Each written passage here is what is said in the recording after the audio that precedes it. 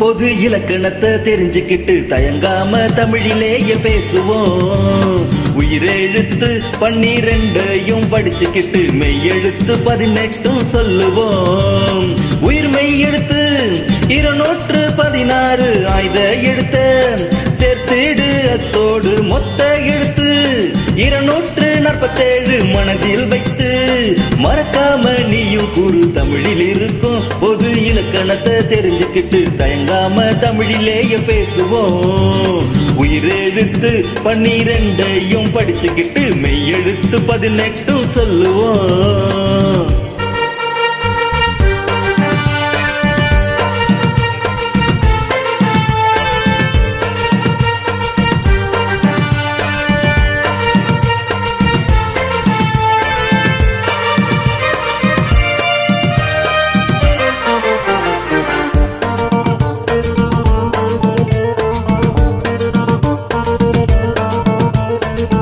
உயிர் எழுத்துல 2 வகை இருக்கு, குறிலு நெடில் என்று நீ சொன்ன சிறப்பு.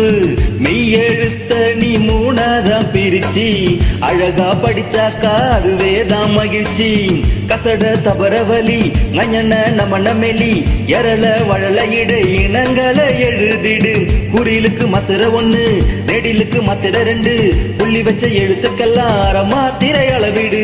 உயர்தினை அக்ரிணை 2 திணை வழக்கு தன்மை முன்னிலை படற்கையிட கணக்கு. ஐம்பாலோடு மூவிடத்தை சேர்த்து நீ படித்து விடு தமிழில் இருக்கும். தமிழில் இருக்கும் பொது இலக்கணத்தை தெரிஞ்சுக்கிட்டு தயங்காம தமிழிலேயே பேசுவோம். உயிர்மெய் எழுத்து 216 ஆய்த எழுத்த சேர்த்திடு அத்தோடு மொத்த எழுத்து 247 மனதில் வைத்து மறக்காம நீயும் கூறு தமிழில் இருக்கும் பொது இலக்கணத்தை தெரிஞ்சுக்கிட்டு தயங்காம தமிழிலேயே பேசுவோம்.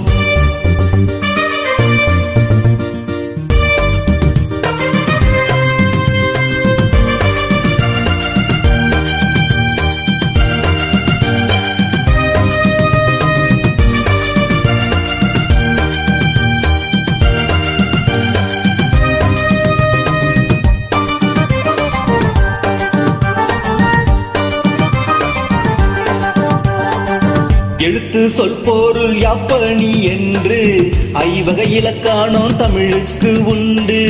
உயிர்மை சேர்ந்த 30 எழுத்தும் முதல் எழுத்துன்னு சொல்லுவது பொருத்தம். லாலா பயிற்சி நான் முயற்சி ராரா எழுத்தெல்லாம் மயங்கொழி பயிற்சி. பெயர் சொல் வினை சொல்லு இழைச்சொல் உரி சொல்லு 4 வகையான சொற்களை நீ படிச்சு. சார்பெழுத்து மொத்தம் 10 இருக்கு, சோர்வு இன்றி படிப்பது உன் பொறுப்பு. தமிழ் இலக்கணத்தை பிழையின்றி பேசிடு நீ எழுதிடு தமிழில் இருக்கும். தமிழில் இருக்கும் பொது இலக்கணத்தை தெரிஞ்சுக்கிட்டு தயங்காம தமிழிலேயே பேசுவோம். உயிரெழுத்து 12 படிச்சுக்கிட்டு மெய்யெழுத்து 18 சொல்லுவோம். உயிர் மெய் எழுத்து 216 ஆய்த எழுத்த சேர்த்திடு அத்தோடு மொத்த எழுத்து 247 மனதில் வைத்து மறக்காம நீயும் கூறு தமிழில் இருக்கும் பொது இலக்கணத்தை தெரிஞ்சுக்கிட்டு தயங்காம தமிழிலேயே பேசுவோம். உயிரெழுத்து 12 படிச்சுக்கிட்டு மெய்யெழுத்து 18 சொல்லுவோம்.